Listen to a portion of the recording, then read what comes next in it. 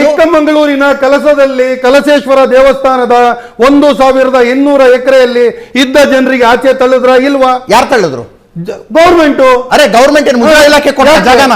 ಏನು ಮತ್ತಿನ್ಯಾರ ಜಾಗ ಅದು? ಎಂಡೋಮೆಂಟ್ ಹಿಂದೂಗಳ ಬೋಕೆ ಕೊಟ್ರ ಅದನ್ನ ಜಾಗನ? ಸರ್ ಎಂಡೋಮೆಂಟ್ ಅಂದ್ರೆ ಸರ್ಕಾರ ರೀ. ಸರ್ಕಾರ ಅಲ್ಲಿ ಬೇಕಿದ್ರೆ ನಾಳೆ ವಕ್ಫ್ ಬೋರ್ಡ್ ಇಸ್ ಆಲ್ಸೋ ಸರ್ಕಾರ.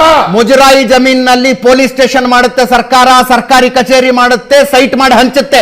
ವಕ್ಫ್ ಬೋರ್ಡ್ ಯಾಕಾಗೋದಿಲ್ಲ?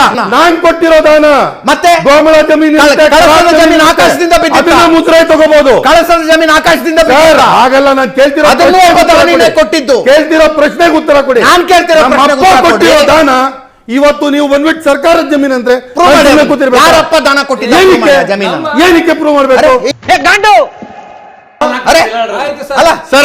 ಕೊಟ್ಟಿದ್ರು ಪ್ರೂವ್ ಮಾಡ್ರಿ. ಅಬ್ದುಲ್ ರಜಾಕ್ ಯಾವ ಮುಸಲ್ಮಾನ ಈ ಜಮೀನನ್ನು ದಾನ ಕೊಟ್ಟಿದ್ದ ಪ್ರೂವ್ ಮಾಡಿ. ಆಗಲ್ಲ ಸ್ವಾಮಿ, ನಿಮಗೆ ಜಮೀನ್ ಬಿಟ್ಟು ಹೋಗಿ ಅಂತ ಹೇಳಿದ್ರ? ನೋಟಿಸ್ ತಾನೆ, ದಾಖಲಾತಿಗಳಿವೆ. ಒಂದು ನೋಟಿಸ್ ಬಂದಿದ್ರೆ ಅದಕ್ಕೆ ದಾಖಲಾತಿಗಳು ತೋರಿಸಿ. ಯಾಕೆ ಕೊಡ್ಬೇಕು ಅವ್ರ ದಾಖಲಾತಿ? ಯಾವ ಮುಸಲ್ಮಾನ ದಾನ ಕೊಟ್ಟಿದ್ದ ಅನ್ನೋ ದಾಖಲೆ ತೋರಿಸ್ಲಿ. ನಿಮಗೂ 14,000 ಎಕರೆ ಇತ್ತು ಅಲ್ಲಿ. ನಿಮಿಷ 2009ರಿಂದ ಇತ್ತೀಚಿಂದಾದ್ರೂ ಲೆಕ್ಕ ಹಿಡಿದು ಬಿಡೋಣ. ಹಿಂದೆ ಏನಾಗಿದೆಯೋ ಬೇಡ.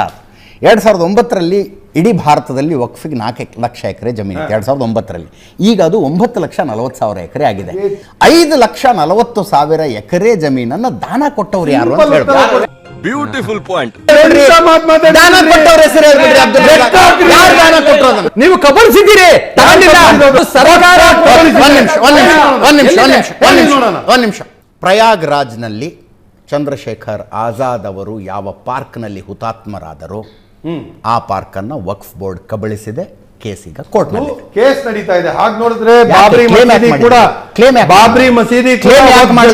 ಕ್ಲೇಮ್ ಯಾಕೆ ಮಾಡಬಾರ್ದು? Azad park, it is Azad park. Azad park ಅಂದ್ರೆ ಮುಸಲ್ಮಾನ್ ಪಾರ್ಕ್ ಆಯ್ತಲ್ಲ, ಅಲ್ಲೇ ಆಯ್ತಲ್ಲ.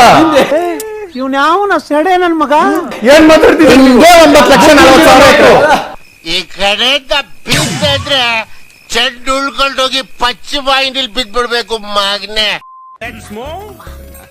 ಕಪನ್ಕಾ